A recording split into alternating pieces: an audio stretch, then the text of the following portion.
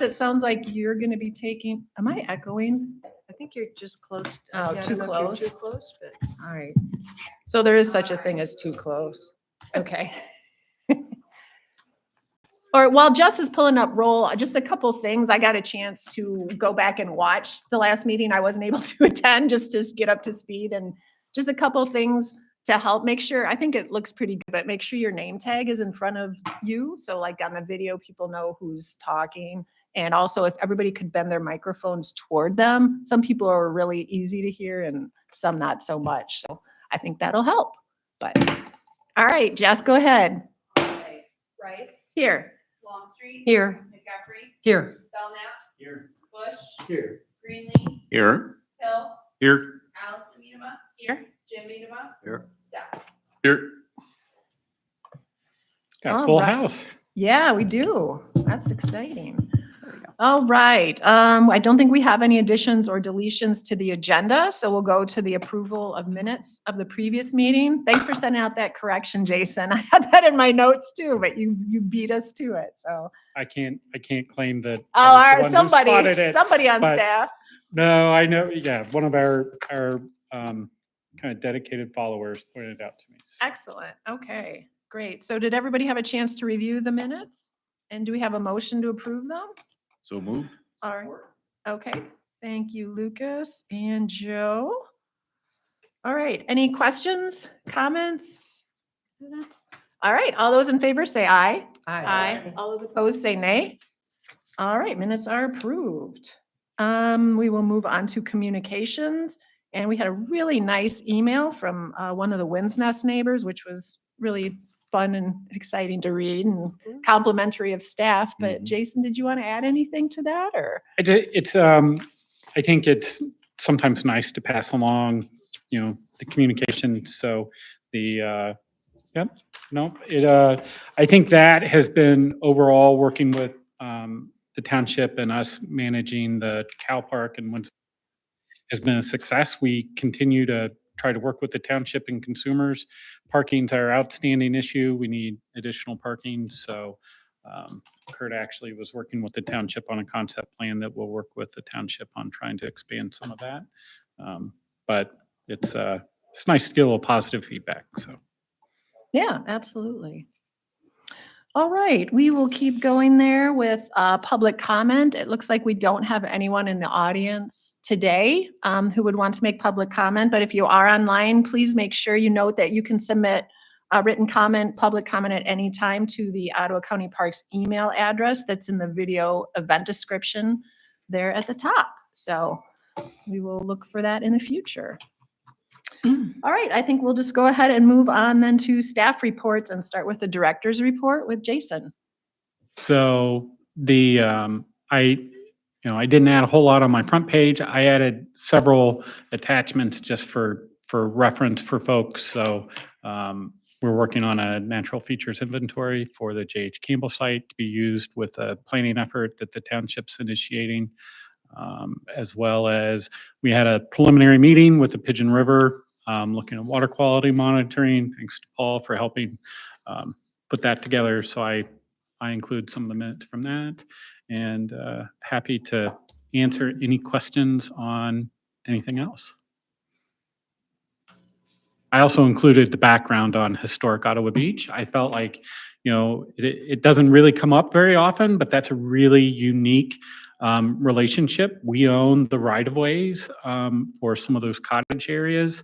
So as part of a settlement in the early 2000s, we meet biannually to review just operation and maintenance of those park sites and boardwalks. So it's nice to remind everybody about that relationship. So.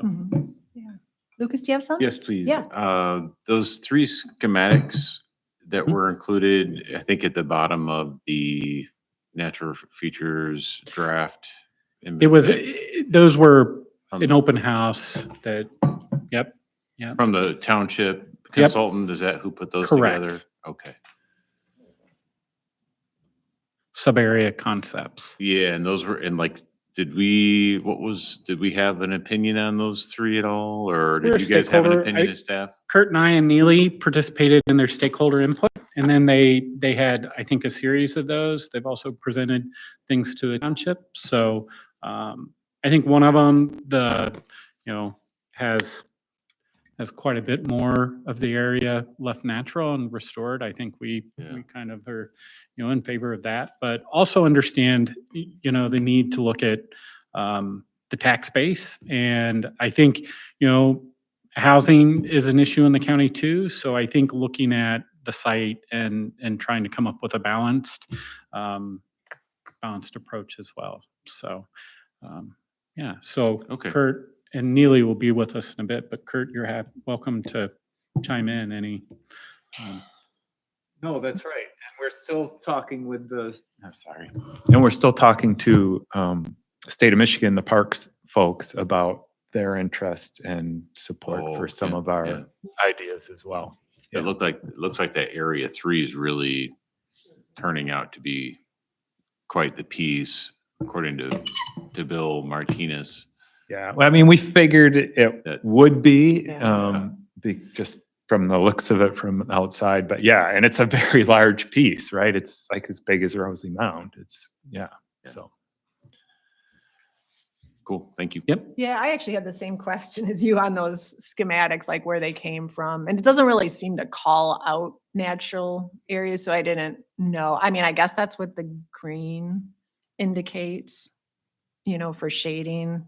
I didn't follow all of them completely with how they jibed with our. There was a area. presentation that accompanied those. Yeah. So, Yeah. Okay. I think this was a very, kind of rough draft that they presented to the stakeholders and then allowed stakeholders to provide feedback on. So. Gotcha. I guess what's the purpose of that Sheldon Preserve that gets outlined on there?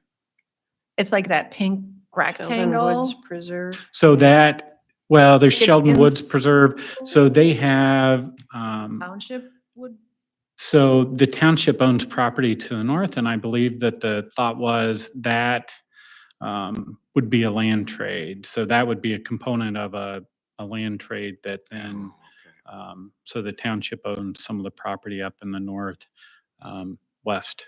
yeah, okay, Section. I think I saw So- that on one of them. Yep. Okay. Did I say something? Oh, yeah, sure. Yeah, go Um, ahead, Bruce. The natural features inventory was incredible. I mean, listing, every plant and every animal and their frequency and all those 3 areas. The thing that's real interesting in this Hiawatha Woods Preserve in, I think it's 5, there was a lot going on there as well, not just only in area 3. There were some lot of native that weren't, Yep. it's I think, pretty and that's interesting. what there's part of what we talked about was the value in the large tracts of land, preserving those because it provides a broader, ecology for all of the plant life and animals. So, yep. So Yeah. getting back to the township thing, just so everybody's clear on that, if you go to the third concept, Mhm. that has a pink rectangle that's basically horizontal. That's what they own now. Mhm. So if you go to then the other concepts, right, they're saying trade that for a piece to the east that opens up that bigger block Gotcha. of land for other purposes. Yeah, I guess I just didn't understand why, like, it looked like on some of them that they were, Pine Bend's gonna expand. Like, they would give us, and then it would go to county, but then some of them has like that little rectangle in the middle of it, like carved out that went to the township. Yeah. And it was just, but I don't Yeah. need to get in the weeds. That was just a question I had too, So- so. And I think they'll refine feedback they had stakeholders. I think there was another one, a meeting afterwards. They'll refine some of these initial plans and then come up with additional. And I don't know if I noted on there when the next, the date of the next meeting. So. Okay, great. Anybody else? Yeah, go ahead, Linda. Exactly how much input or oversight or anything do we really have? If the township decides to do what the township wants to do, does the Board of Commissioners have something to do? Do we have some, I mean, if it's not what we want, Well, so I think the township's evaluating their zoning plan, and so it's the zoning overlays. Ultimately, it's consumers' property to, when they decommission, they'll have the ability to sell it and redevelop it. They're heavily invested in this process. So I think, we've continued to have conversations with the township. They're supportive of our same interests. It seems like in most of all three of those proposals, the highest quality significant natural resources are for the most part intact. And then they'll present it to the public and get feedback on the public, which I think is really important as well. Because it's that kind of balancing act. So, but it's their public, right? I live in Grand Haven Township, so my point of view is not, it's not that it's not valued, but it's what Port Sheldon Township folks want, Mhm. right? Okay. Anybody else? All right, we will just keep moving then with the park operations report. Jason? As well as you can probably imagine, a lot of time was spent at Ottawa Sands this past month. We had a few things going on there. We actually had several days where we had pulled quite a few staff members from different regions to come over there and help out with various tasks to get ready for our opening last Thursday and far before that as well. But a lot of other end of summer, beginning of fall tasks, and even starting into some winterizing tasks as well. But I'd be happy to answer any specific questions if you guys had them. I just have one. Yeah, go ahead, Linda. So I saw the staff hiring update. We're going to have to go back out. Can you talk a little bit about why people said no? Apparently you offered, but people said no. We offered to someone who was currently making just about the same salary, and it would have been a lateral move. And the original talk was that it would be possibility for promotion, and he thought about it and decided against it, but that took some time. And then in that time, we went back to our second candidate who had accepted a position somewhere else in that time, and so then that put us back to the drawing board. Okay, thank you. Anybody else? Super quick question on the second bullet down under responsive maintenance and repairs. When it says installed open space boundary signs at Pigeon River Open Space who have retained the hunting rights. So what does that mean exactly? So the Pigeon River Open Space is the property where the billboard is at. Right. And the previous owners of that property retained hunting rights of that property exclusively for them. didn't Until realize such that. time as we develop that property. it was a donation. Yeah. Right. So, Right. Yep. I know Very what field you're safe. talking about. so Okay. my understanding is that will end when we develop the property Oh, I in a see. way that might Okay. conflict with hunting. Mhm. But as of now, we have not developed it in a way that would conflict with hunting, so they continue to have exclusive hunting rights. Mhm. And they were having some encroachment issues from neighbors and some other things. So we went out there and installed some new boundary signs where they weren't. That property was obtained in 2 parcels. So the second parcel actually never had boundary signs put on it. Mhm. So we're going to have that surveyed actually to be accurate on that.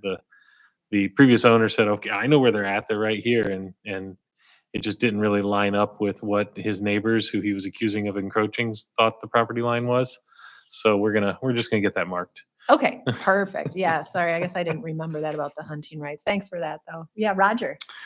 Quick question. I saw in the project updates, potholes were filled on Muscatawa Trail. Is there a project in the works for Muscatawa Trail for repaving? 'Cause I heard from folks that it's kind of cracked up. That's an understatement.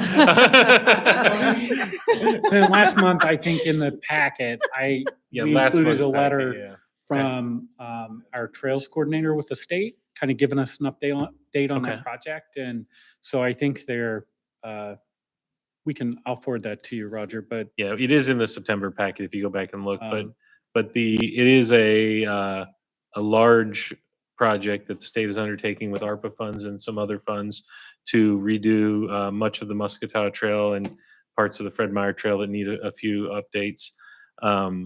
The money that they allocated, they thought was going to be enough to do everything. Of course, in reality, it never is. But luckily, they're putting the highest priority on the section that's in Ottawa County. So it looks like all of our bridges, culverts, and pavement that needs replaced will be replaced within the next year and a half. Just a comment that it's a critical piece to our regional trail system, so good to see. It's been a 10-year process to try to get this moving forward. It's been lucky that funding came available because it is a big, very big project to get those updates. I mean, the culverts that are there were not replaced when they switched that from a railroad to a trail. So those are some of them 200-year-old culverts. So time to replace them. Just to review, yeah, I've been a part of that process as well with the engineer. So to review all those, as you guys know. So, Has money been set aside for long-term maintenance moving forward? No,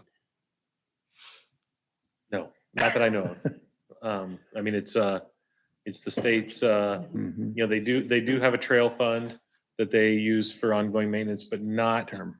to the point where it could Oh, that's fund your a $6 million maintenance project, all in 1 or 2 years like they're doing now.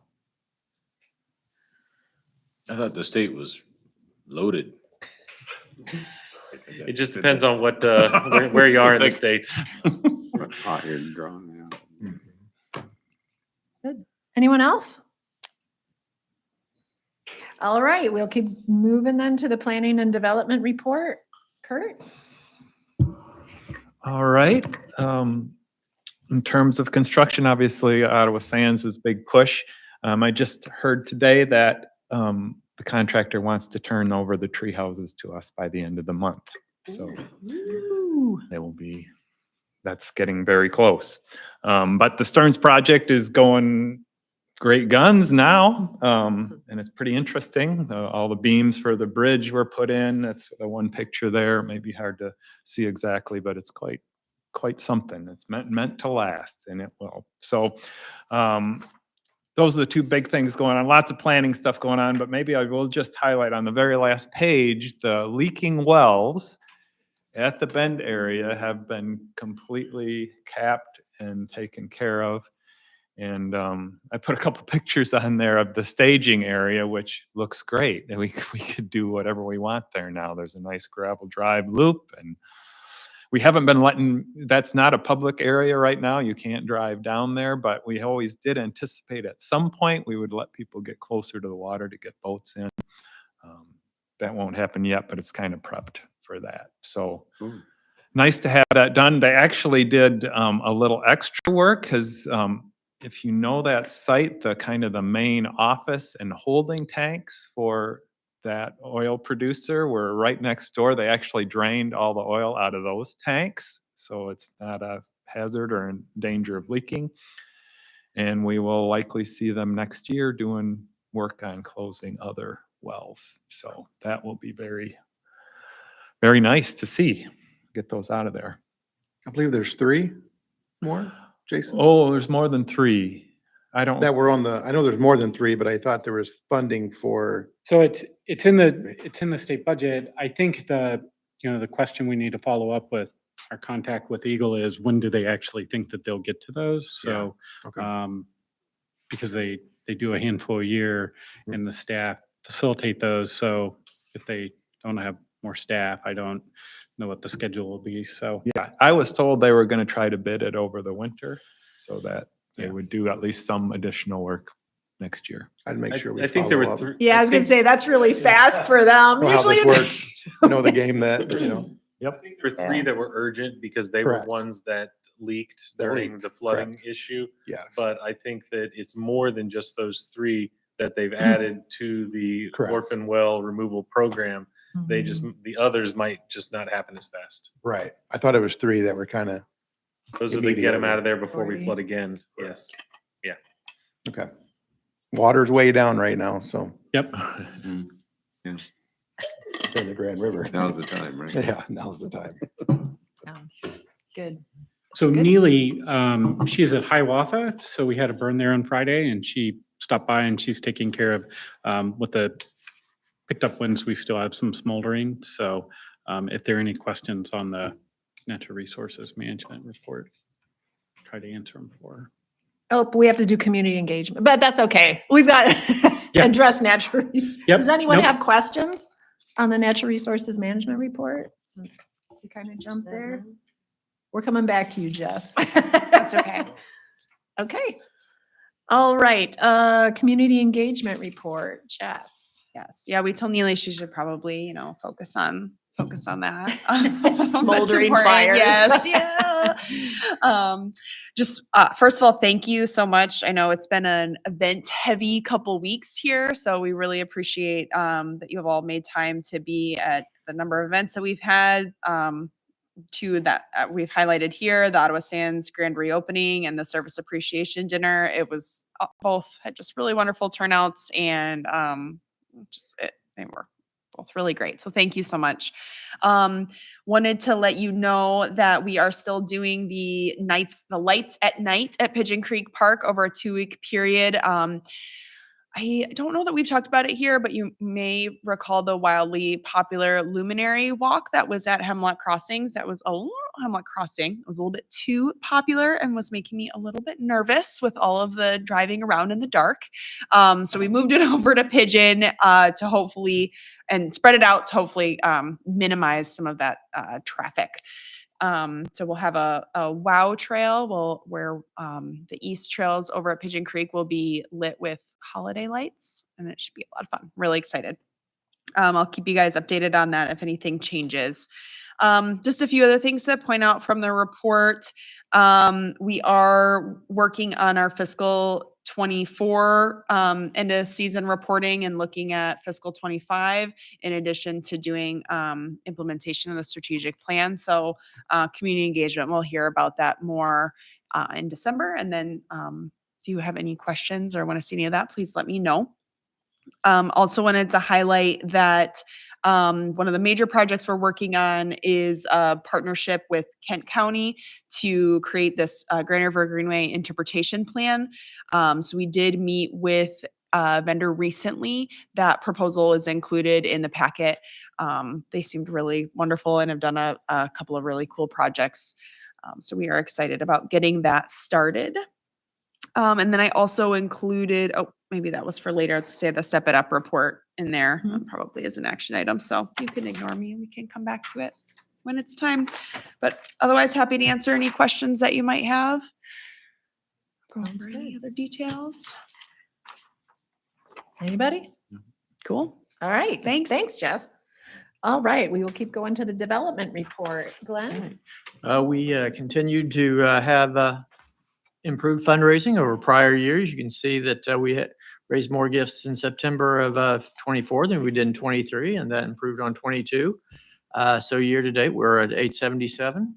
In terms of our average donations, that also increased over prior years. Our September 24 average donation was over $4,000.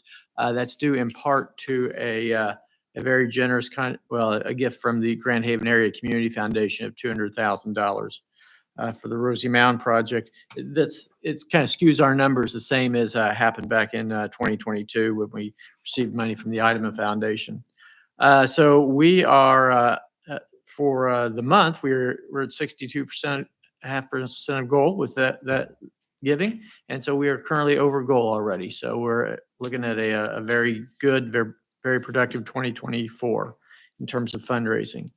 At Ottawa Sands, as has been mentioned, we had our October 17 grand opening, which was just spectacular. We had about 4 times the number of people show up that RSVP'd, which is great.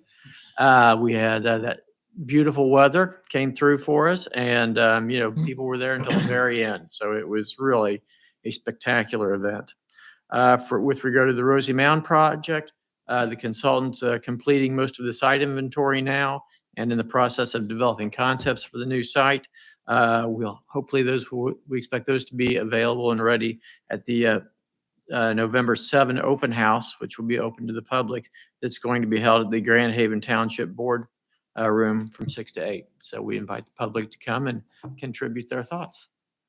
So I'll take any questions.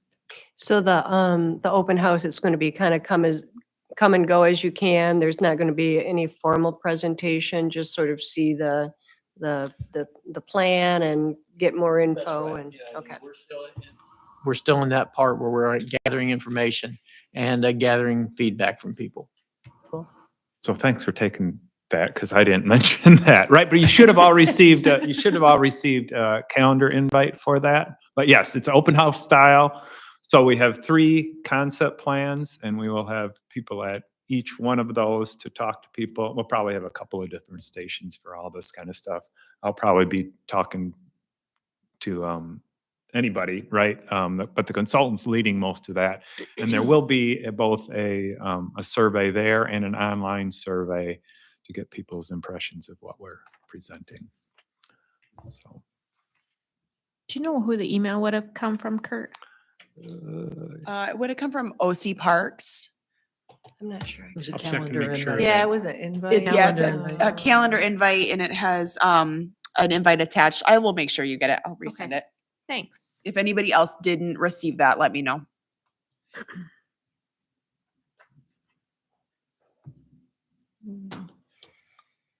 Good. Any other questions for Glenn? Sorry, you guys have to share a microphone. One of you could hijack Okay. Neely's if you want.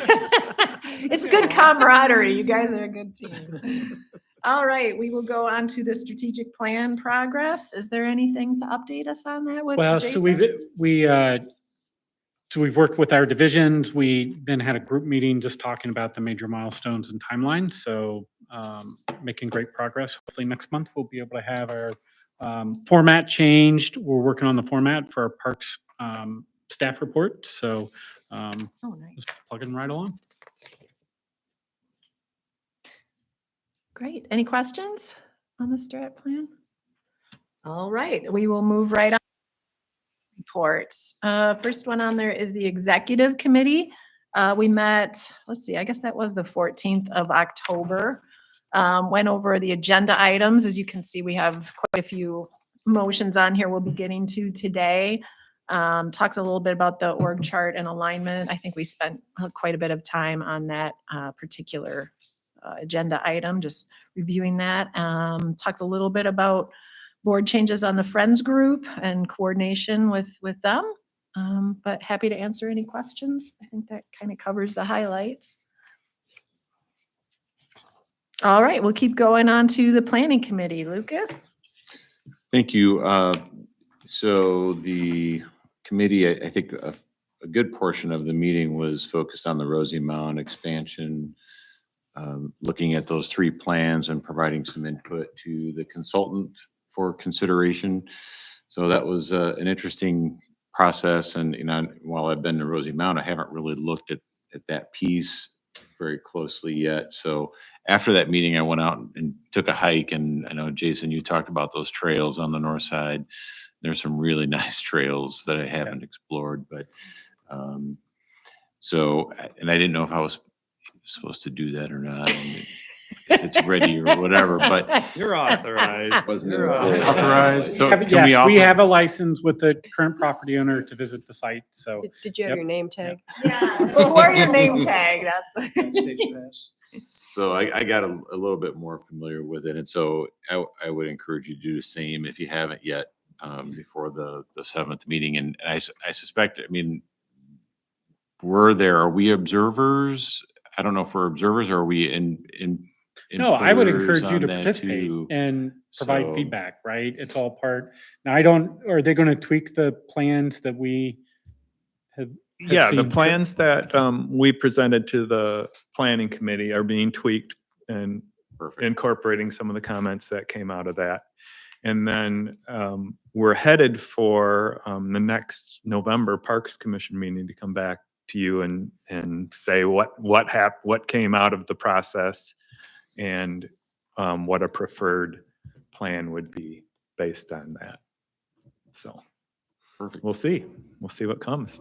Yep, I think it's on Facebook as a, so if you're on Facebook, share it and try to get the word out there. We really want to have as much public feedback on those. We as are possible. sending out a mailing to everybody within 1,000 feet, I think, which is a couple hundred, letting them know about the meeting and that they can participate either with the online survey or coming to the meeting. The neighborhood to the north is very interested too. I would not be surprised if they had a few people come to the next Parks Commission meeting if we discuss it. It's all been good, but they obviously have some real concerns about more people coming onto private property, right? So that was pretty much my summary of the meeting. I think the rest is pretty self-explanatory. Great. Thank you. Thank you. Yeah, go ahead, Roger. I had a question. Was that the meeting? I know, Linda, you had brought up the traffic control along Lake Shore. I have, I don't know if you all have talked about it. I'm in the subdivision just to the south and east a little bit by the Baptist church. I'm in that subdivision. And that hill, that cresting hill, is kind of dangerous right there. And I'm kind of Sure. concerned about, this is just me, not the park commissioner, me, this resident, about the elementary school that's down there. If we put another entrance there and we have the entrance. So that's my concern. The reason why I bring it up is recently I was out in Kent County near one of the golf courses by 7 Mile. I think it was in either Cannon or Plainfield Township, and just a beautiful little tunnel underneath 7 Mile. I know those are probably quite pricey, but I would imagine with the amount of investment, both with the school, the trail, the park, that might be I don't know if there's any kind of feasibility that can be looked at for something like that, because yes, for the students crossing and I know there's always events, there's running events. And when we draw more folks into Rosemount, I would think, maybe that whole thing can be rethought at some point. I just thought I'd throw that out there because I remember you talking about that. And then, like I said, we were driving on 7 Mile. I can't remember what the golf course is, but it didn't seem like it was a significant structure, but just enough that that it's allowing carts and golfers to. And I You're would talking about imagine park- 7 Mile Road is not that busy compared to Lakeshore Drive. For what it's worth. You're talking about parking on the east side and taking a tunnel to get to the park, Or even Under people the trying to get to road? the trail. or a people tunnel? People trying to get to the trail on the other side. Oh, yeah, Bicyclists yeah. going back and forth to the trail. Are there a lot of people using Rosemount now that are parking at the elementary school? And Yes. okay, that's kind of what my impression. And the church Yeah, and Sure. other places, yeah. Sure. My subdivision, so yeah. Obviously, that isn't something we want to encourage, though, to park elsewhere. Well, and it feels to me like the main entrance kind of on top of the hill is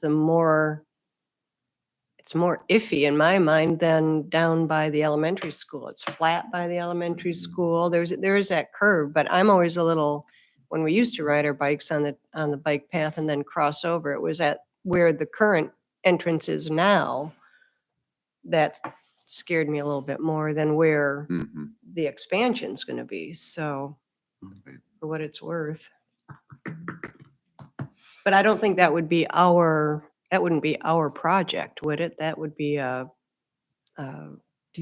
road commission project or A road. You would have to approve it, but we would likely initiate it if we wanted to do something Okay. more. I mean, the next step would be Like a traffic flashing kind of study. beacon, right? So it's Oh. more obvious that that's a crossing. And that's the new parcel will have a better, right, line of sight, so. Yeah, I think so too. Mhm. Well, and that's the issue with the new bike path, at 144th and Yep. Green and Mercury. That's a wicked busy intersection and you're going to cross from one side of, Mercury to the other side to get on the path. So I don't know. Yeah, that one we What's gonna happen there? requested quite a bit. And Jim, I don't know if that ever came to you with the road commission, but we requested they look at a light there so Yeah. that you would actually stop the traffic, but it wasn't warranted at that time was the word we got. Are So, we yes. thinking, when we're talking about the tunnel, are you thinking about where the current entrance is or where the new entrance would be going? My one concern would be if we're thinking about building a tunnel where the current entrance is would we be driving more people to be parking at the school and the church unnecessarily with the consequence from trying to make people safe? I just wondered if Right. that's all. I would say what we would hope would work is that when we open the north side, we would get at least twice as much parking. Mm. So we would be able to handle, I mean, you know, like today, it was great today. I was just out there, right? And okay, there's 10, 15 cars, but this weekend, I don't know what it was, Jay, today, but it was probably packed, right? And people parking all over the place on a beautiful fall weekend. That's the problem when that happens. Yeah. And if people don't want to pay, but now they don't have to pay, right? So This it's time of year, yeah. right. Well, I think some of the consultants' concepts take into account split parking and how the two north and south are connected. And do we build another trail system or do they Correct. go out to the bike path and go around? So that's something worth looking at too. In the new, if you in the want to new, comment on we it. have that as part of the plan is the new property will have a trailhead and a connection out to Lakeshore Trails. So, Mhm. so I think if anything, we would do a light there first, see if that helps address, the challenge is if people park at the church, they're still going to go across at the existing entrance probably, but we can create that new flashing light and then evaluate it and see how it is. That at that spot, the issues the rise, I think that at the existing entrance. So. And while I don't think we need to, wait for something to happen, we haven't had a pedestrian accident there in at least the 10 years that I've been here. So I don't know if the visibility of being at the top of the hill, the pedestrians' visibility helps with that. The drivers don't necessarily have the visibility, but the pedestrians do. So maybe that is somewhat helpful. They Not, kinda not hope- ideal. They kind of hope people are paying attention to the law that Yeah. says interfere in the crosswalk, but I'm going right. to tell you right now, that doesn't happen. Yeah, although you can say all you want that it's the driver's responsibility, the pedestrian is the one that's going to get hurt. So Sure. they need to be looking out. Yeah, I think the mid-block crossings are really the spookiest crossing there is, when you're Mhm. not at an intersection. And, I've seen it multiple times where one car will stop And then the others don't. and the others don't, and when that one car does stop, the other cars who are behind them aren't used to stopping there. And then there's a near accident or an accident that happens. So it's a struggle, I think, to really make it safe. And as long as that conflict is there, that's just, I almost feel like it's better to not even have a crosswalk and just let people have to beeline it, and do their own thing to make it across and give the cars the right of way. But anyway. But that is a good point, and we can even add that to the master plan, right? So that it would be part of an initial phase of things if we're looking at the crossings and wanting to make that better. So yeah, we'll keep looking at that. The tunnel is not crazy though. I mean, we considered that at Ottawa Yeah. Sands for a future phase. It's in the plan at Ottawa Sands, and the good thing would be that the road commission owns property to the east, right? So Where are you talking? Rosamount at the Oh, Tacoma. well, yeah, yeah, if it was So- down there, if you wanted to do it. I mean, it'd be hard to do it down there with the topography. So yeah, there's complications with Something it, to but look we at. can Yeah. look All at right. it. Yep. Any other questions for Lucas on the planning committee notes? All right, we will keep going with the community engagement. Jane. Yeah, we met a couple weeks ago and spent a fair amount of time discussing the Grand Haven Convention Visitors Bureau Assessment District issue. We had the benefit of having Corporation Council join us, and the issue is would be an optional thing for us at this point, based on the number of yurts and tree houses we have at Ottawa Sands. To be part of this assessment district is optional. Once we hit 10 units, it becomes mandatory. And so we're really kind of struggling with whether or not to opt in at this point or not. And the sticking point is there's no opt out. If you start, you cannot leave. So that was, that's, there are pros and cons, obviously, to participating. And we're going to Jason's going to ask for some more metrics from the Visitors Bureau, and we're going to revisit it in a couple of months. But we spent a fair amount of time on that. It's not on our agenda today because we're just going to let it go for a little bit until we get more info. So a couple of the other things we talked about are on the agenda today. So you saw I think, Jess, you included the proposal from the vendor for the interpretation project and strategic plan millage stuff that Jason alluded to. And then we're going to see the Step It Up report in a bit. So that was what we spent our time on. If you have any questions, let me know. Anything for Jane? All right, we'll keep rolling with where are we here? Oh, the foundation update. Jane, that's you again. Yes. Some of you were at the annual meeting a few weeks ago, which was very nice. And Kurt did a great job with his presentation. So that was fun. And the foundation is poised to start the new year with 3 new board members and a continuing board member. So joining the board will be Jeff Munford, Steve Negan, and John Schultz. Deb Sturdivant is going to continue with another term, and then we said goodbye to Pete Esser. So we've got a little bit of turnover on the foundation board, but a lot of good energy coming on. So that was it. In terms of the foundation, we meet again in December, I think. So it'll be a couple months. Yeah. Okay, great. Anything for Jane on the foundation? Questions? All right, we will move into old business, and we have a Step It Up report from Jessica. This is just our annual report of the Step It Up program. Again, thank you to Strategic Impact and the awesome team who helped put this report together. We really appreciate it. It would not look this pretty, I don't think, if they were not helping us with reporting that pre-post data. And I will just kind of leave it as is unless anybody has any questions. Let me know. And we have our guest staff person is here also, so we Oh, excellent. forgot to introduce him Let during me our see, staff who would that updates. be? Nice, you want to come forward, Noel?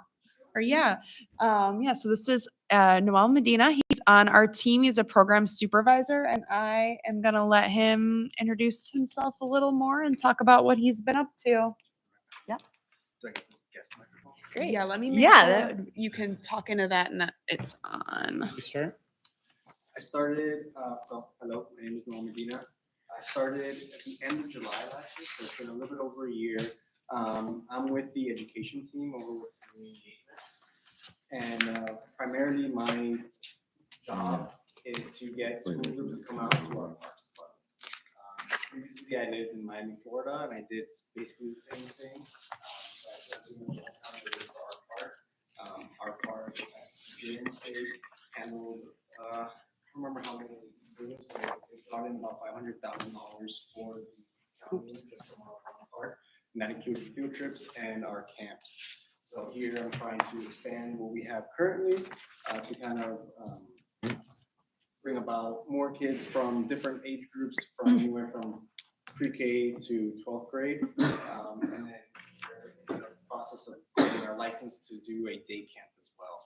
So we did a little bit of Ohio just to get an idea if the community was interested in summer camps last spring, which I think went pretty well. So we're gonna go again for this spring if we can. Get a license, continue with a full summer camp program. So a little bit of what some changes that we've had over the years since I've been here. We're trying to standardize our field trip as much as possible. Before we kind of had, you know, we're asking the teachers what they want to do, and they're kind of asking what can you do, right? So now my job is to solidify what we're offering. So some of the field trips that you see on there, we have almost 40 activities currently that we can offer to different age groups. So that brochure is something that you guys can take along with you. Friends, family that are in the school department, definitely send them over to our website and we can do our program request form and have them all come through our system. So thankfully Jessica helped us with that program request form. It has been a mission to say the least, but I think we have it down packed so that when teachers are looking for a field trip, we're able to figure out what date is available and how many kids and how many offered to them. Pretty successful with it. All these field trips align with the next gen science standards. So if they're 6th grade students, they're able to continue what they're learning in the classroom. It's not just kind of free for all. They are getting the education component to it. So that's what we're trying to build upon. So you guys take a look. Some of our more popular options are that rendezvous for trade on the Grand River. That's the one that you get to go out in Gabby. So I think there's a picture on there as well. With a big canoe. It holds, I think, up to like 15 kids. If you have on there. Safely, of course. And it's a big one that comes out, especially in the spring. So we used to keep it only to about 2 weeks in May. And since it's become so much more popular, it's now like 6 weeks in the spring. And we've even had to push over some field trips. Like the community is really liking it. We're trying to push for it as much as possible because we like it. We have fun with it. And I think if the kids are having fun and learning at the same time, that's really what it's all about. Cool. But, yeah, it's kind of what I've been doing. Most recently, we've been trying to get salmon in the classroom going. So if you guys have heard of that before, basically the school groups get to get eggs from the hatcheries. They're able to raise salmon a little bit and then release them in the spring. Unfortunately, in the nature center, I already fought for it. I wanted to have salmon in there, but they didn't give it to us. It has to be like a specific classroom setting with the teachers and everything. But what we figured out is that we can help the teachers with their activities. So if they don't want to teach or if they don't want to dissect, let's say, in the classroom, we can figure that out and do it with our nature center and then help them release the salmon at the end. Because I think that's really what they need the most help with, right? You can raise the salmon in your classroom, but you don't have to teach right behind. So figure that. Nice. Good. Thank you for joining us. These topics Thanks, are Nora. great. Can I ask a quick Yeah, go ahead, question? Jane. So on the descriptions, the program descriptions, this is probably super basic and it might be somewhere, but what does like LS 1 to 2 and ESS 2 to 3, what does that refer Great to? question. Yeah, so it's more like teacher talk. They LS is life sciences, so every Okay. grade has specific points that they have to hit. Okay, So for us, if the teachers, let's say again, I'll use dissecting as an example because a lot of teachers don't want to do it in the classroom. It's one of those points that we hit, so that if they want to come out and fulfill that, they have it in their curriculum, but we offer it for them. okay, okay. This is the direct tie to those science standards or other standards. You know, we piloted with the Parks for All and then have tried to standardize all the programs. So, and then tie in those, right? That helps the teachers, that helps the administrators justify those field trips, that it's tying right into their curriculum in their classroom. Nice, So, okay. Thank you. Any other questions? Comments? All right, great. That was fantastic information. Thanks for joining Thanks. us. Thank you. All right, we will keep going here with new business, and item 11A is the 3-year snow plowing contracts. Looks like Jason Berger's taking this one, but hopefully everybody has the purple sheet, or you got it emailed to you, the bid tab for the snow removal quotes that we've gotten. So, yeah. Do you want to go ahead before the motion and just give a report and summary? And then Sure. we'll make the motion and have discussion. Sure. So we worked with Fiscal Services and put out an RFP for snowplow services for the next 3 years. We did change several things this year to our past contracts in that we had 4 contracts in the past. Our north side of the county, we had each year only received 1 bid, and our current staff felt that they would be better off doing it themselves moving forward. So we did last year, if you remember, in our capital budget, purchase an additional snow plow for our park staff. And so we removed contract 4 from the thing. So it was only 3 contracts that we put out this year. Unfortunately, then we only actually got 2 bids total for those 3 contracts. And as far as the contract 3 goes, which is the east side of the county, we only got 1 bid on that. And that bid came in 111% higher than what we paid 3 years ago. And we did not get a bid from our current bidding contractor, our current plowing contractor. So with it being that high and only having 1 bid, I felt that we should maybe revisit that, put it back out for bid again, do a second period. But as far as the first 2 goes, those increased by percentages closer to 25 and 35%, and which seemed reasonable, especially considering the amount of plowing we added at Ottawa Sands for the one that went up by 35%. So that actually seems like a bit of a deal considering the amount of plowing we added. So no concerns over those 2, and that is an existing contractor that we've used. I do expect that we'll get at least 2 or maybe 3 with some push from purchasing bids on the other contract to bring back in a month. Now, we are putting ourselves at a little bit of a risk that if we get some significant November snow, my staff is going to be doing a lot of plowing because we won't have a contractor on the east side. But I'd rather do that than unknowingly enter into a 3-year contract that's 111% more than we had before without a second bid to even justify that might be a reasonable price. Good. So are we recommending approving group 1 and 2 today, or just Correct. holding all of it? Recommending until next month? approve. Okay. My recommendation is to approve group 1 and 2 today. Okay. And you're recommending Autumn Ridge? Yes, at the bottom of the purple The- sheet, you'll see staff recommends awarding contracts 1 and 2 to Autumn Ridge and rebidding contract 3 to be awarded at the Oh, November okay, meeting. got it, yep. I take it Autumn Ridge wasn't interested in bidding then on number 3? No, Okay. Did they share why? just they've been a contract we've had for years and they've never bid on that contract for some reason. Okay. Well, I kind of wondered because then the other one bid, you said it was 100 and some % higher. Did they share why? That contractor is a contractor we've never used before, so I mean, I'm assuming that's just their pricing schedule. As you can see, they were much higher on the other ones as well versus Autumn Ridge. So I'm guessing they just probably have a higher per square foot plowing rate that they charge when they bid stuff out. I just didn't know if somehow dividing, I don't really know what group 3 all entails, but I just didn't know if somehow looking at it differently, if you'd get more bids. Is that why people aren't interested? I don't know.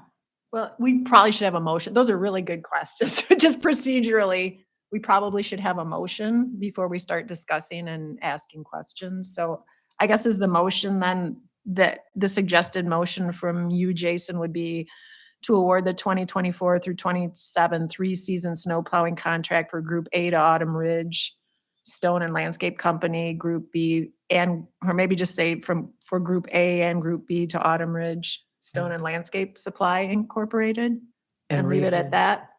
Yeah. Okay. I'll make that motion. Okay. Second. Thanks, Allison, or Jane and Allison. Thank you.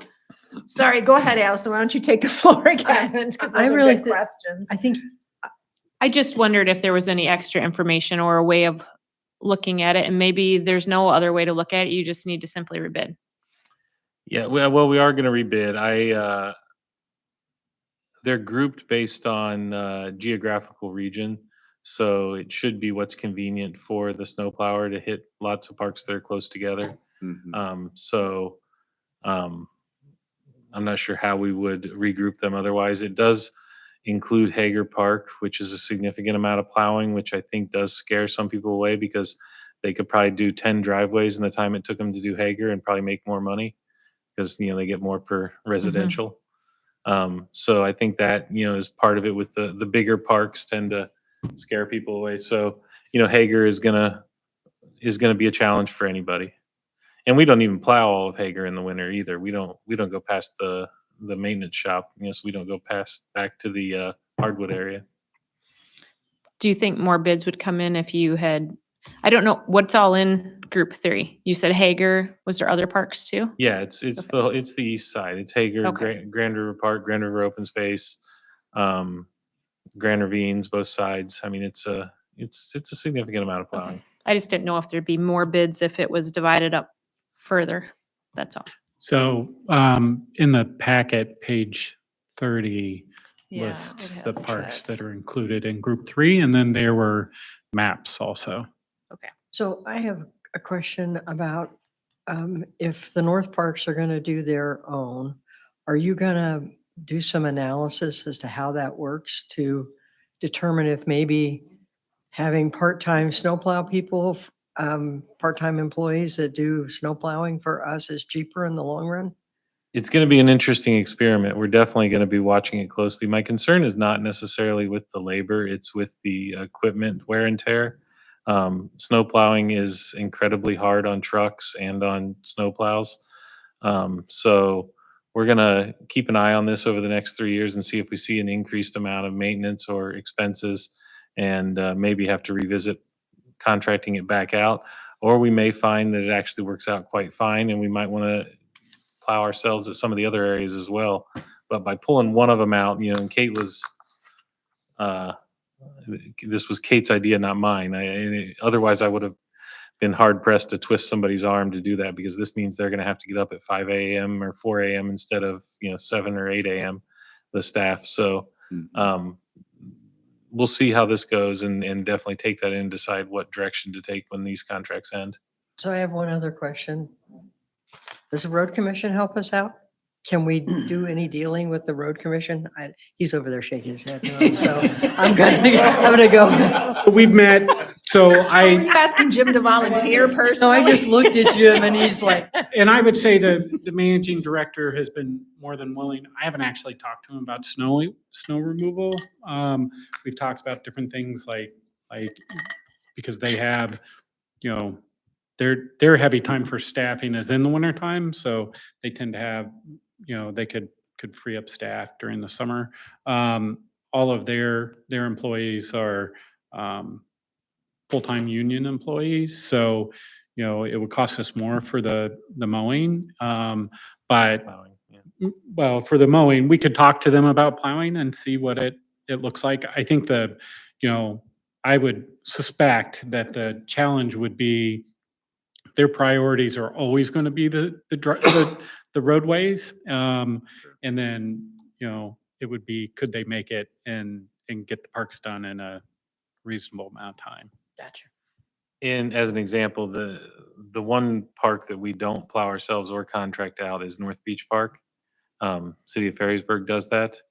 And it is always the very last park that in our system that gets plowed because all their roads take priority. And then if they have time, they make it over to North Beach. Thank you.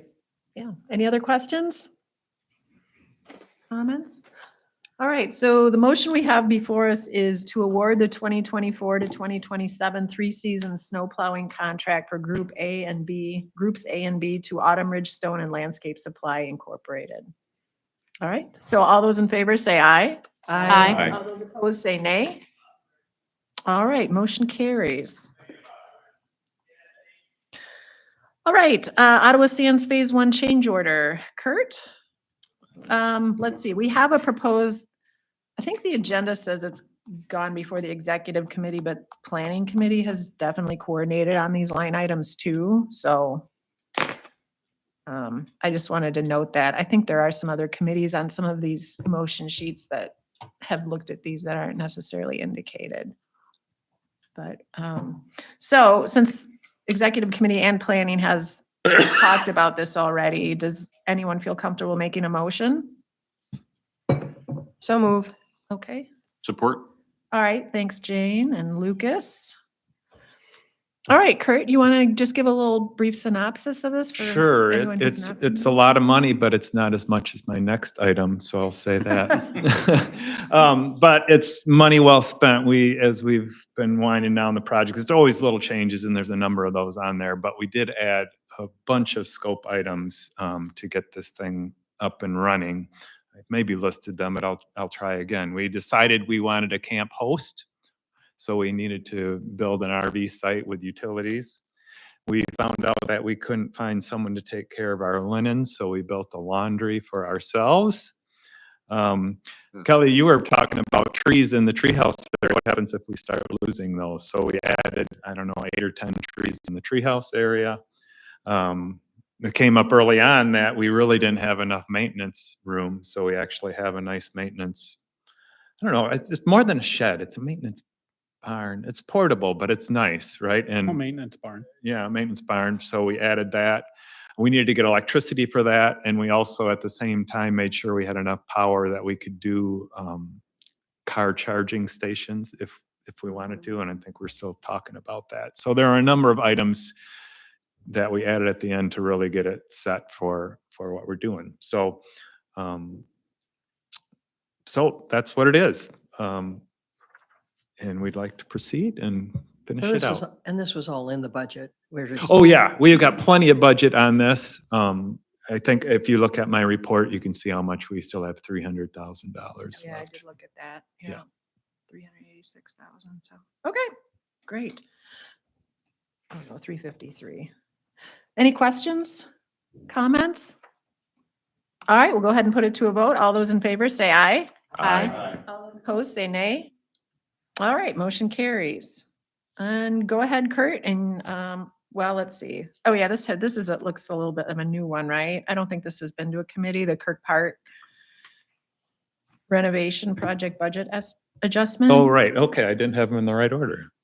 But Yeah, I was like, I don't think that's more, well, that's what I have on my agenda yeah, for that's right. next, so, okay. That's right, I'm sorry. I thought Okay. I was thinking of the other one.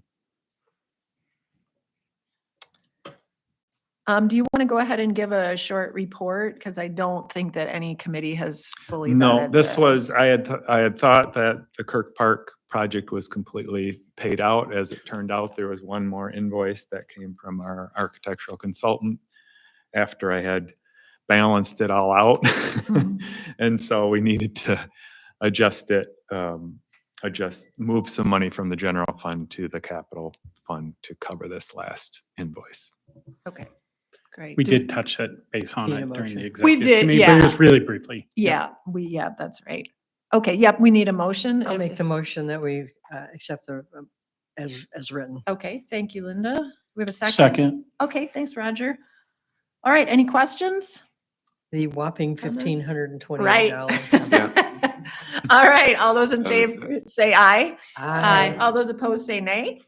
All right, motion carries.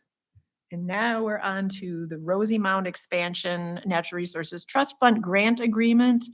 I think this has been reviewed by Planning, Finance and Policy and Executive Committee. So it's just accepting the grant agreement from the DNR because it got approved, correct? You know, they approved, allocated the funding. So this is just a And formality. the governor signed it. That's what we were waiting for. Right. And it's way later than usual, but Mhm. it doesn't really affect us that much, thankfully. But we do need to get it approved before we can close on Right. the property. Should we have someone who wants to make that motion? So moved. Okay. Support. Thanks, Linda and Joe. All right, any questions on that? All right, let's go ahead and put it to a vote. All those in favor say aye. Aye. All those opposed say nay. All right, motion carries.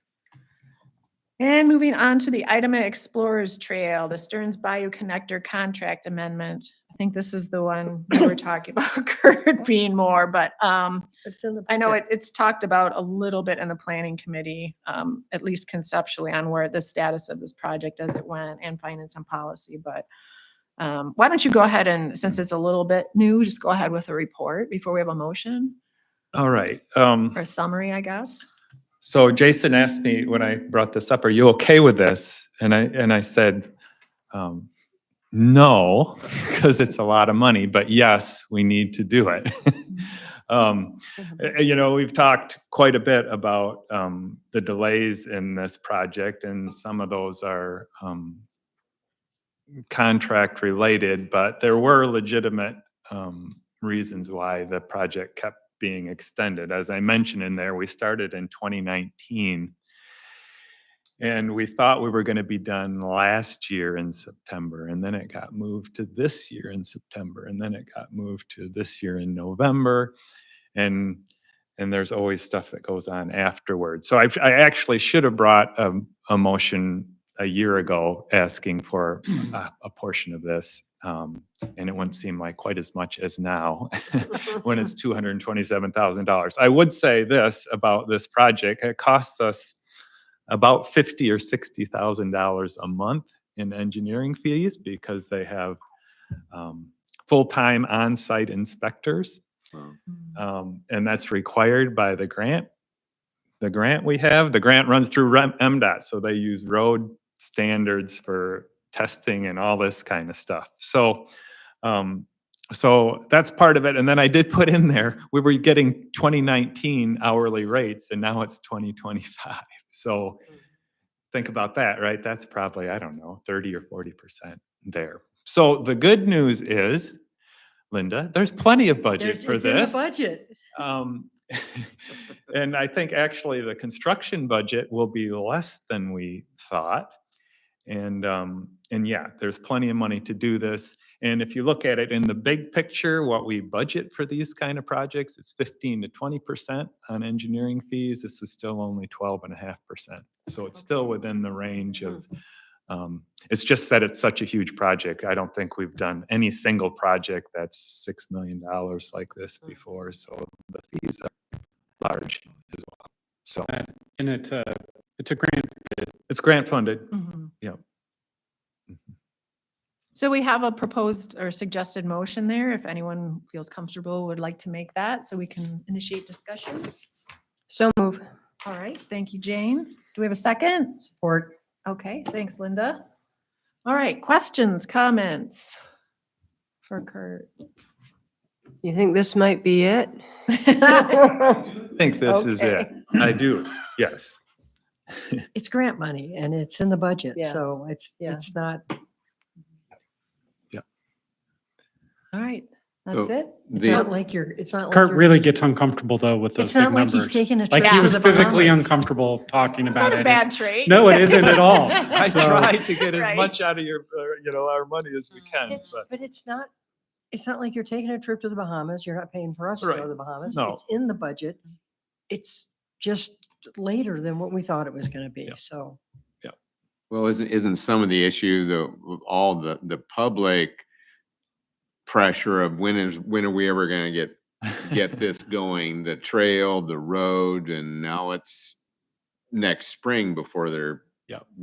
totally have it checked off and finished, right? yeah. Other than the cost bothering you, Kurt, was there anything else that you were wrestling with that you would have gone a different direction, like you were working through? No, not really. I mean, this is Pine and Newhoff. We worked with them for years. They're very straightforward, and I mean, you can see they give us this. You can actually see how they're allocating their hours, and so it's always, reasonable. Mhm. So I have Bless no you. doubts Bless that you. this is an accurate Mm. accounting of what this will take. Mhm. And nothing else. I wasn't even meaning about those. Yeah. Good that you Well, mentioned and I that, but think- was there anything else that you were considering, like sounds like you've delayed it. You wished you had come before us this To last ask year, for but it some was, additional money, right? Right. Because now this came a little too late. The one came in the spring, and at that time I was not sure that there were issues then, and I'm going, well, this isn't going to be the last one. I thought I'd wait a little while, and I waited until now, and Right. now Yep. it's another 100,000. Okay. So that's all. fair enough. Yep. Yeah.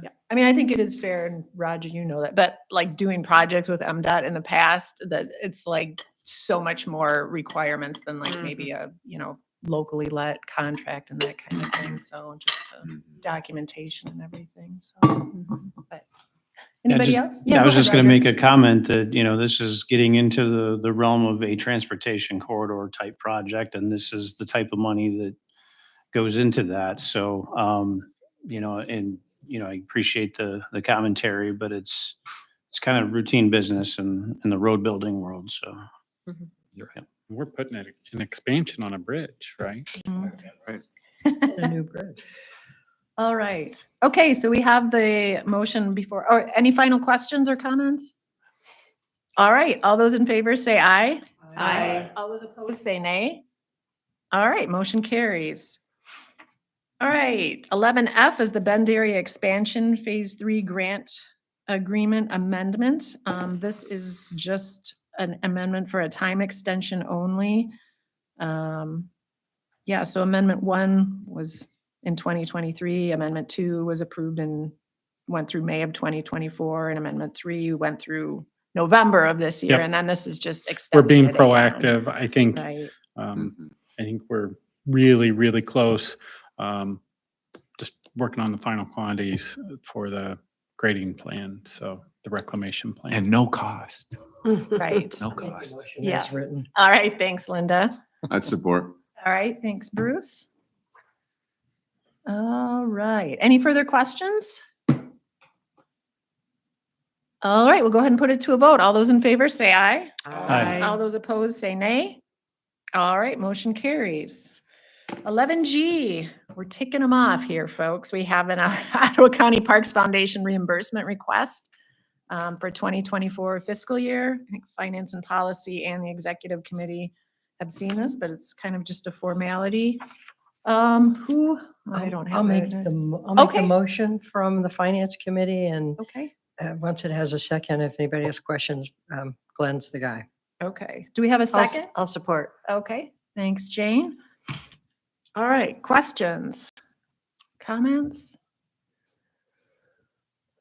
All right. Well, not to shortchange you, Glenn, but All right. you should put it to a vote. See, it was so well spelled out here in our packet, and we Have a- asked have a- questions. Oh, yeah, go A ahead, quick- Bruce. The park benches, is that just Ottawa Sands park benches, All or the those are park all of ben- them? So they do so we transferred what we call our memorial tribute program to the foundation, so they can collect, and then they coordinate with Jason. So this was quite a bit more. If you remember, we did a budget adjustment at the end of the fiscal year because of mostly the Ottawa Sands benches, but it is for all of the All of the benches benches. Oh, throughout. okay, okay. There's Thanks. there's a list in the packet of where Yep. those benches Oh, are okay, okay, I are guess I- located. I Yeah, probably- quite a few of them What- are Ottawa Sands, but yeah, they're all over. All right. Thank you.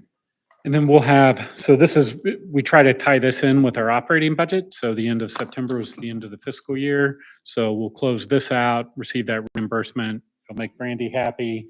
It'll get logged in. And then as we kind of close out Kurt's projects and determine the final amount we need to request for reimbursement on our capital projects. Normally, December, January, we ask the same thing for our capital projects. All right, any final questions? All right, all those in favor say aye. Aye. All those opposed say nay. All right, motion carries. Two more. All right, 11H is the endorsement of incumbent park commissioner. That's right. That is me. That is up for renewal. So, or reappointment, I should say. Sorry, I'm on the wrong page here. So, yeah, so you have the background here. I think everybody should have a copy of the bylaws, and the section of our bylaws that is pertinent here is Article 2. So if you look on, I don't know, it's page 228 of the PDF. what we're doing here is it's the paragraph and it says, with respect to appointed commissioners who wish to be reappointed to an additional term and have the commission's approval, the renomination shall be submitted to the county board for approval. The second sentence there doesn't pertain to that. So I have reapplied. So this is just a formality of giving the Parks Commission a chance to weigh in on commissioners and their performance. And Can I ask a Recommend. question? no, not yet until we have a motion. but then you Oh, I'm can. sorry. Then you absolutely can. Okay, So, sorry. So we have a suggested motion there if anybody would like to make it. I'll make that motion. Okay. All right. Thanks, Joe. Second? All right. Thank you, Lucas. All right.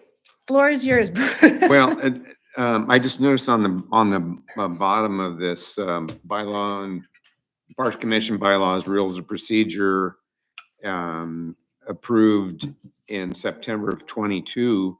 I'm just curious, how was this done prior to this? Or was there different bylaws that addressed it, but this is just an update or? We did, Go ahead. I'll go ahead because that puts you in a spot. Yeah, that's fine. We did at Corporation Council and other advice, we review, the board commissioners ask us, all of the committees to review their bylaws. Oh, okay. We reviewed our bylaws. We had no real way for current commissioners to say whether we wanted someone to stay or not. We have in the past had private conversations where a couple of commissioners didn't stay. So that put the onus on Jason, and we thought the onus should be on the commissioners. Sure. And so it was, we did it that way through Corporation Council, through the Board of Commissioners when they approved our update to our bylaws. And in addition, the new Board of Commissioners that came in 2022, 23, whatever that year was, 23. they reviewed all of the committee bylaws as well. Okay. Great, thanks. So in each committee or each commission, like the mental health, They all have their own. their own bylaws. Okay, gotcha. All right. That helps. Yep. Thanks. Go ahead, Allison. I spoke to this last year, so I don't want to belabor it. I guess I'd first say I'm appreciative of all the camaraderie and the teamwork that always happens on this commission. So this isn't about Kelly per se. It's how I look at the role of this commission and I look at the role of the Board of Commissioners. And yes, there is currently bylaws that were created with this in mind. At one point, I would suggest that if others feel the same way that I do, that we actually take up the bylaws and relook at this. Just so that you guys are aware, this is not typical of other boards and committees to have it in bylaws that you take a vote on your fellow member. I think it puts, this is my perspective and you may have a different point of view, but I think it can pit certain members that serve on a board or committee against one another. I think it puts people in an uncomfortable situation because you are all working together as a team, collective unit. And then the fact of the matter is that the Board of Commissioners' role is to appoint. So I'm just saying that that's my perspective. It's not about Kelly herself. It's just my view of it, that if others feel that way, I think it would be appropriate to relook at the bylaws at another point. That's not going to be today. That's not this motion. I just wanted to put that on record. So I will be abstaining from this vote. So I really appreciate what you said.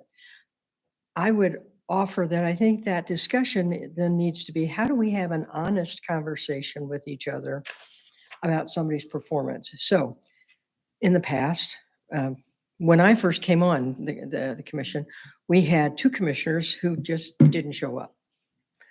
And I shouldn't say they never showed up. They didn't show up often.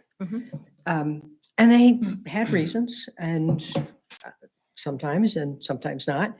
And so there was really no way for commissioners to have any say in who was helping in the work and who wasn't. So They didn't come to committee meetings. They didn't. So what we did at that point was each person had a conversation, I think, with the current chair of the commission. That was David Van Galven. And so somebody would say to David, hey, you know, we really need somebody who's going to come to the meetings.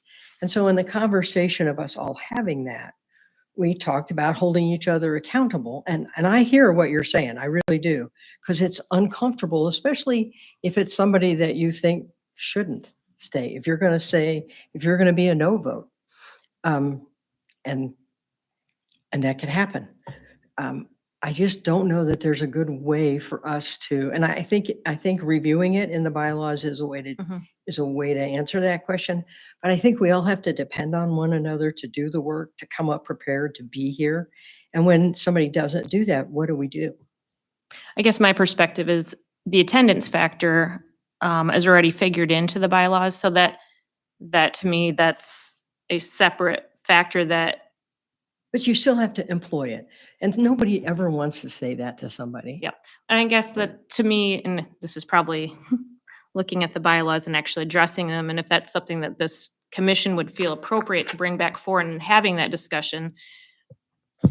So I don't want to belabor it to death at this point. I'm just saying that's where I'm at. So I'm abstaining at this point. And if we want to have a further discussion to kind of tease that out a little bit more, I would love to have that brought forward on another agenda. So. I may Yep, go ahead, Paul. also, all right, thank you.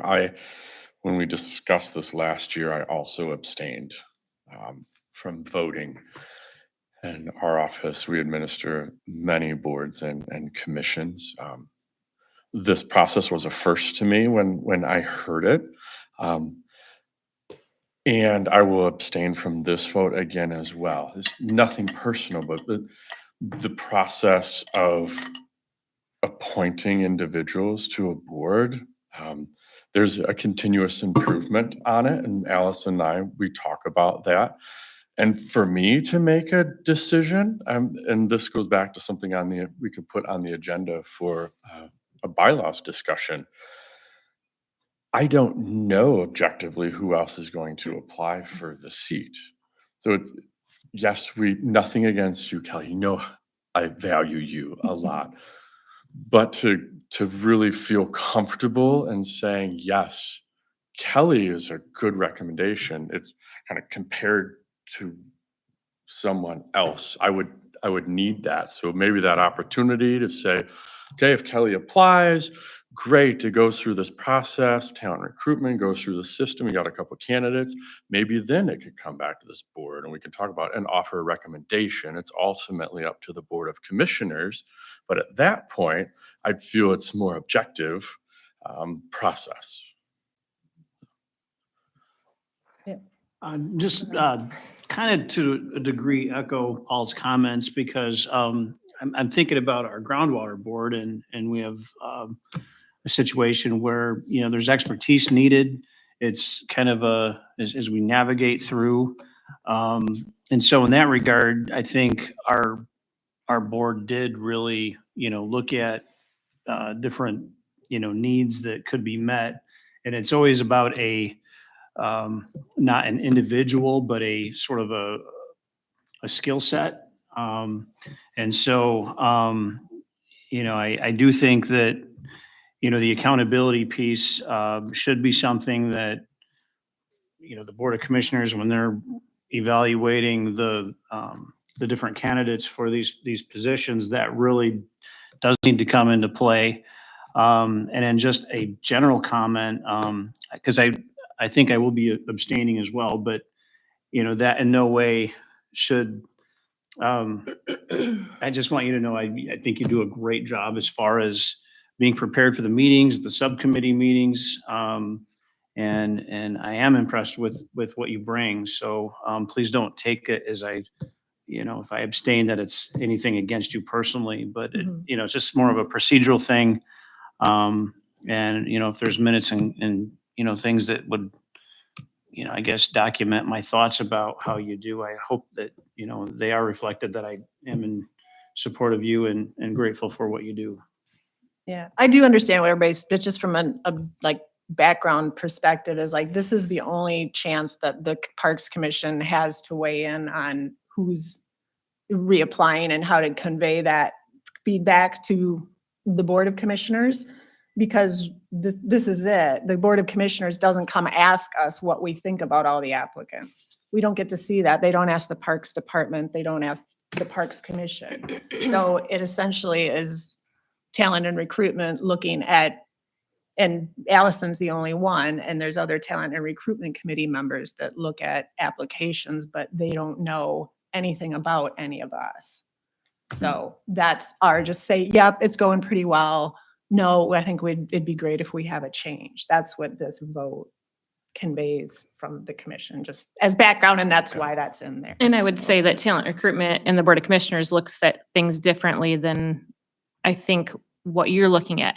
I think talent recruitment and the Board of Commissioners, like there's nowhere in talent recruitment that says if someone's not doing well, that's when we look at somebody. That is not how the process works. And I think that's one thing I just want to make sure that is conveyed, that whenever we're looking at applicants, it is not a reflection necessarily on somebody's work. It's more along what Paul was sharing earlier. You're looking at the whole pool. You're looking at a variety of factors, and for a variety of boards and committees. So not always contingent on somebody's work that they've brought forward to the board, because there's many people that do want to serve. And so it's taking that into account as well. Anyway, I'm just sharing there's a lot more to it than time on a board and time well spent. And so. Or no? Did you want to say something? Yeah, or I no? would like to Okay, say something. Okay, then we'll move on really quick to. Yeah, I'll be because brief. Lucas has to go. I'm, I don't want to overthink it. I think we're overthinking it. I think this is an opportunity for us to say, if it ain't broke, don't fix it. And I think it's working very well. I would hope that the Talent and Recruitment Committee and the Board of Commissioners would value an endorsement coming from the body that on which the person wishes to be reappointed. And I think there's something to be said for continuity and institutional knowledge. There are term limits in effect, and so that naturally allows for new blood to be appointed when the time is right.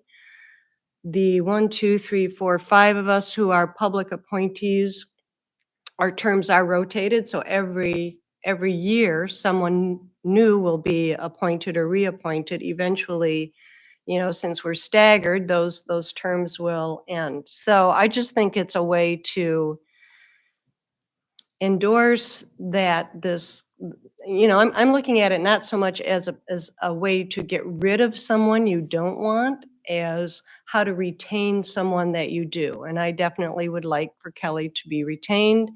And so that's the way I am looking at it.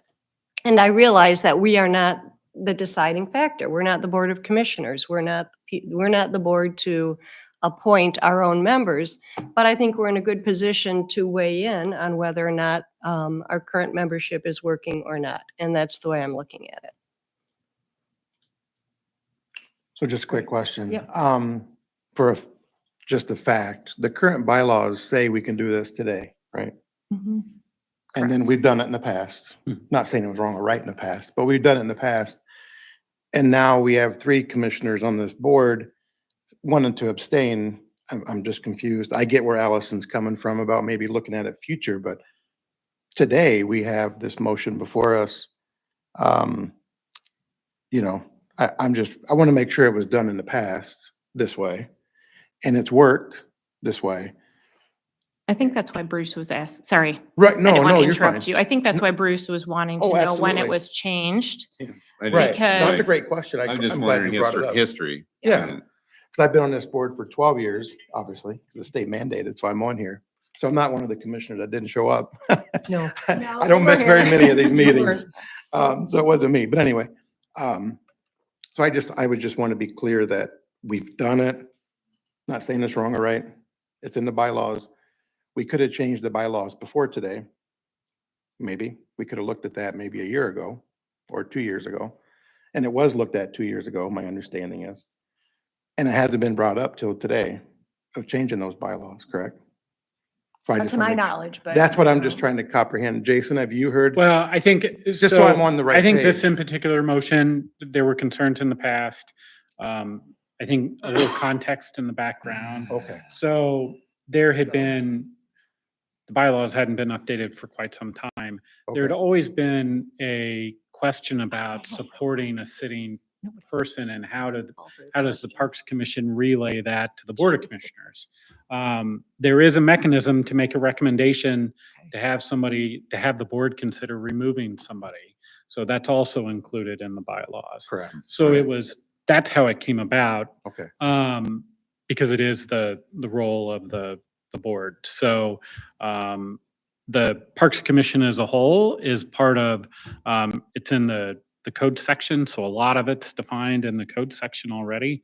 But then, this was how to make that Right. formal support for. I think we're city going to go ahead and put it to a vote because Lucas has to go and he's already stayed to vote on all of these items. I guess there's one more you're not going to be able to vote on, but Jess, do you want to call roll for this vote or can you? Yes, thank you.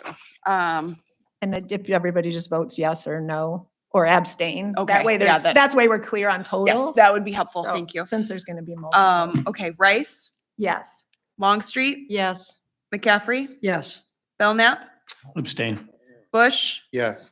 Greenlee,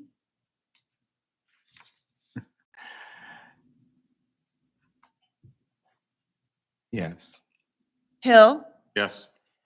Allison Medema, Abstain. Jim Medema, Abstain. Sachs. Abstain. 6 yeses and 4 abstentions. Thanks, Lucas. Have a good night.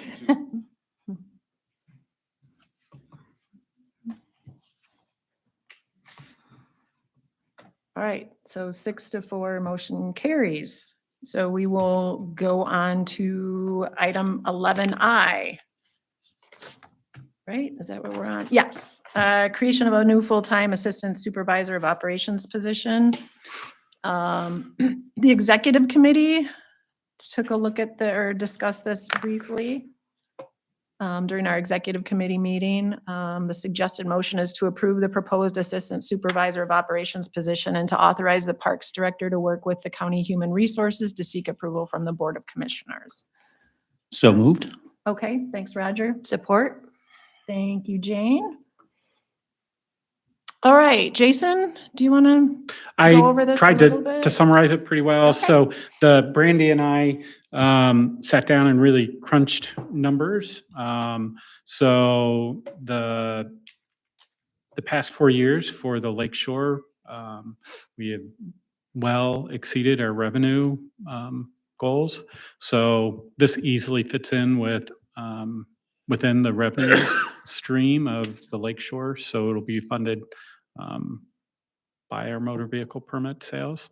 So, and it will be an assistant supervisor. So I believe you all a couple months ago met Jeremy, who runs our Lakeshore. It'll support him at least in spring, summer, and fall, and then be a floater in the wintertime as needed. So anything else, Jason?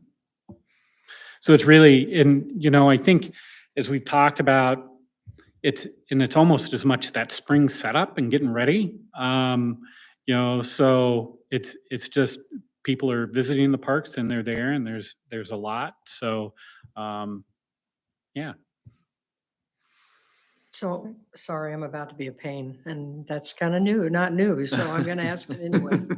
This seems to me to be an additional position that came as a result of conversations of folks who weren't enamored of the original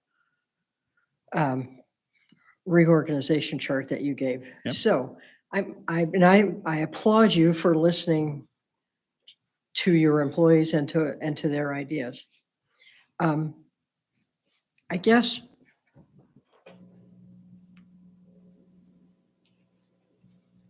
my question is this position in fact necessary, or is this position one that has been created to assuage some folks who are upset? Sorry to put it so No, bluntly, but I think it's a fair question. So in part, this is due in part in feedback from some of our supervisors as part of that strategic planning realignment.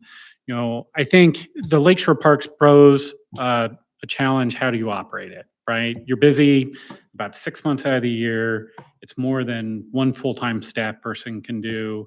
Then you have a slower time, and so you know, I think this, and so here's my concern. If we don't add a full-time, this kind of dependable support, I really am pretty confident that we would lose supervisors in that Lakeshore position because it puts too much on any one person. okay. We've been really, really blessed with, you guys got a chance to meet Ben and Paul, young retirees, as I like to call them, who take a lot of pride in their work and very responsible. We've really been lucky in the past 4 years to have those guys. If not, that position gets a whole lot harder without that reliable go-to staff person. So this adds a step in there. And you know, anything else, Jason? I don't want to. I think it's 100% in response to their concerns, but that doesn't, that doesn't belittle it in any way because their concerns are very valid. I think that we've often struggled with the season when we need help when seasonals aren't there. You know, the seasonals don't work in the early spring, they don't work in the late fall, but we're still busy. And so this, with having this floater assistant that can provide the extra support we definitely need in the areas we need it, so they can be at the lake shore certain seasons of the year. They could help out at Pigeon. They could, you know, if we had extra pressure in the winter because of taking on an additional plowing contract, this assistant seasonal supervisor could jump in there and help with plowing in the north if that were needed. So there's, you know, this allows us to have that floater that can fill all those little holes that we've Okay. had for years and we haven't had a good solution to fill. All right, thank you. And I think it's important to point out that the funding for the position will be, you know, it's 99.9% sure to be funded by the excess revenue from that, from the Lakeshore Park. So, you know, when we looked at it in executive committee, I think we all agreed that if there's money in the budget, if Jason says it's important, and if both Jasons say it's something that'll benefit our operations, you know, I think it makes a lot of sense.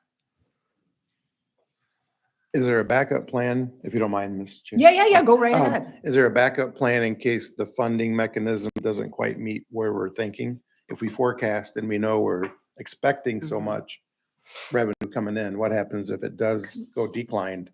What would be the backup plan to make that position still affordable? Well, I think that's right. We'll always be evaluating where our operating revenues come from.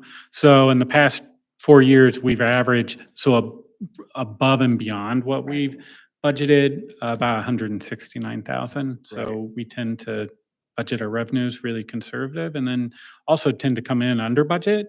So it will, you know, we're talking a $90,000 position. Adding to that. So, yeah. It's also notable that with the elimination of operating the booths, our staffing can be more tied to use levels now. Okay. So That's good to know. I if- think that's a key piece Yep. that. So if we we were need to to hear. have Okay. really, really slow summer where no one was coming to the park, therefore we're not making much in motor vehicle permits, we would cut seasonal staffing levels and save money. Okay. Okay. And that makes sense. That's, I Yep. guess that's Which what we it And- should couldn't be. do that and when we we've had seen- to staff the booth every day because we just had to have somebody there. And We we've can do seen that an now. increase in revenues with those fee stations as well. So, you know, we're always pretty conservative on our budget. One of the things, you know, one of my early renditions had this position on there, and as we worked through it, you know, it had worked back off. So I just wanted, you know, for the sake of kind of looking at the long range budget, and you know, that's what really to sit down and take a month and crunch the numbers with Brandy and feel really good about that. So. Okay. Yeah, I saw her shaking her head in the background, so I know you're working on it, so Yeah, I and give that you was, guys you know, I still kudos. feel, and that's what, I still think that the ones that we talked about last month are, you know, our biggest priority. We don't have a crisis. What I would say is sometimes, you know, and I share this with our leadership team, you know, there are times where, you know, that you have a little bit of free time and you can brainstorm and problem solve and come up with that. That's just, you know, folks are so busy with so much on their plate that times, you know, we're losing that time. So this will help us both with some flexibility in other areas, and it adds another entry point into the organization. So, you know, expand, you know, that as well. We have some upcoming retirement, so there will be some, you know, it'll also potentially help us with some succession. Okay, thank you. Anyone else? Roger, you have something? I just didn't No? know if this was a roll call vote or if this is a, Oh, no, think so. I don't think so. I think we'll be, any other questions though? Comments?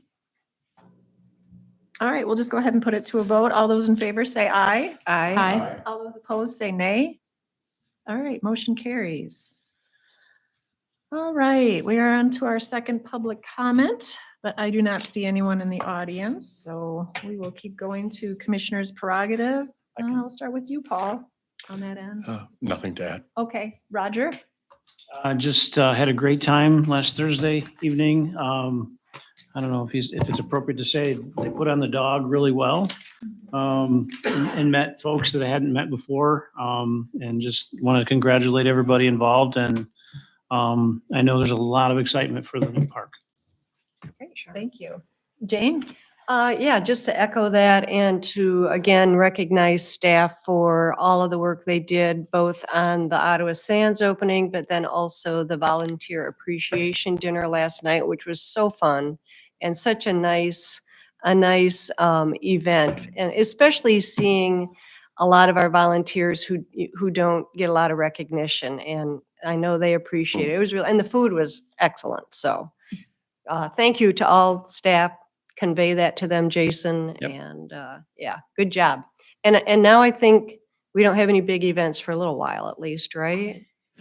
Oh, until the lights, but that's Yeah. friends, that's friends. So. Right.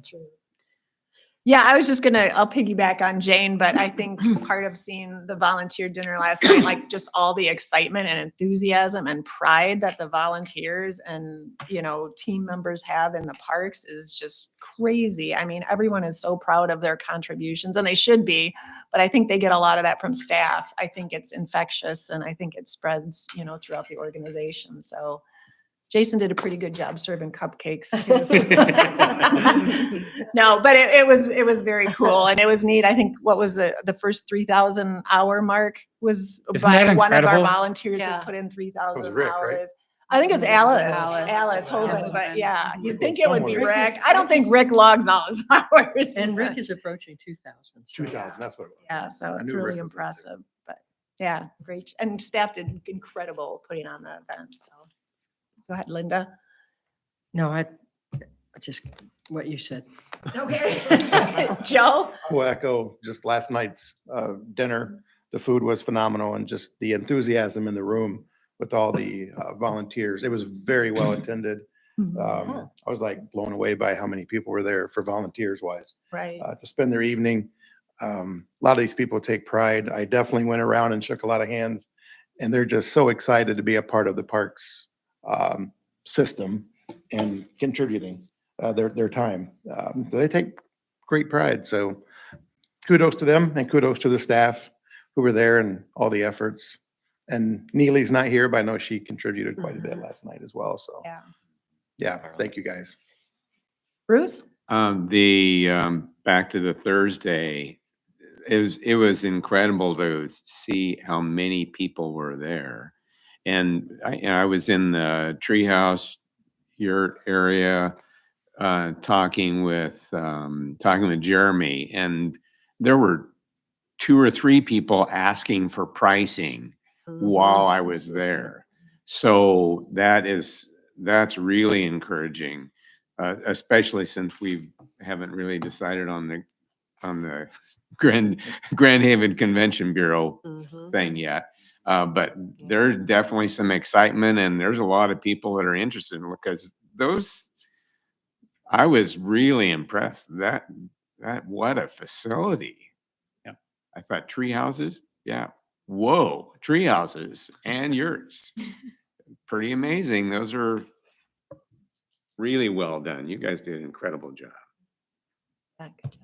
Allison? Just Thanks, Bruce. echoing on the Ottawa Sands event, phenomenal, and staff did such a great job fielding questions as you were walking around. You had people up by the kayak launch and by the yurts and the tree houses and spread throughout. I think everyone was in high spirits and just so excited to be there. And so, and I think there was another article that was released yesterday or today that I noticed. I can't remember. Follow up. Yes, it was about kind of the how Ottawa Sands came about. So That was a really neat it was a really good article. article. Really well done. Jim? Okay. All right. With that, just note our upcoming meeting date is November 20th, and we will call roll to go into closed session. Sorry, I guess we need a motion. don't we? Sorry. So move. I skipped that. Support. Okay, thank you, Jane and Linda. All right, now you can call it roll or shut down the Shut meeting that and call the down, and then I roll. do. Jane roll and call. Linda, was that it? Yes.